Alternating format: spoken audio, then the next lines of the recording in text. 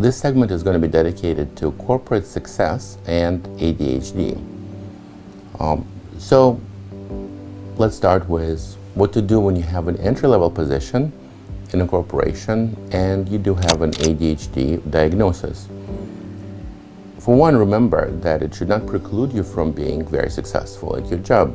Some of the most successful people in America actually do have ADHD, and their ability to problem solve, come up with original solutions, and be creative can be very richly rewarded. But first, you need to get out of that entry-level position, or at least survive it. So I would suggest following a few simple rules. One is, come to work early.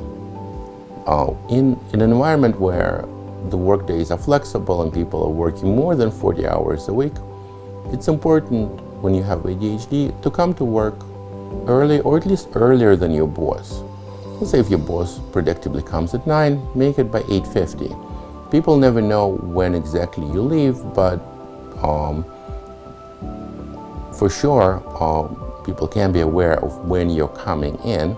So being available and being on time is very important. And if you know you have a problem with time management, really plan to come even earlier than that, because let's say if your plan is to make it by 8 o'clock, you are likely to make it by 8:15 or 8:30, and that would be fine. The second one also has to do with time management. Never commit to when projects are going to be handed in unless you're absolutely required to. And if people ask you to give them timeline, be generous with yourself. A very typical ADHD response is to underestimate the amount of time and effort a given project is going to take.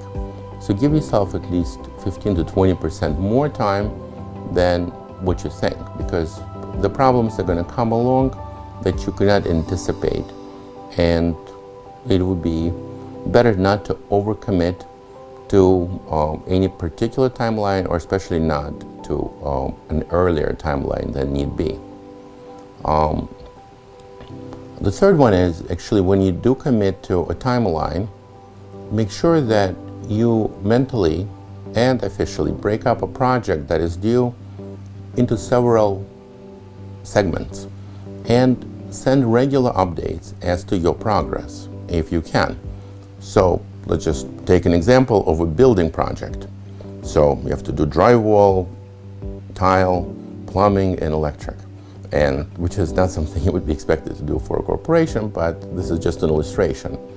So in 2-week time, report 20% of drywall is laid, 80% of the tile is laid, 0% of plumbing is done, and 80% of electric is done, and the project is overall 30% complete.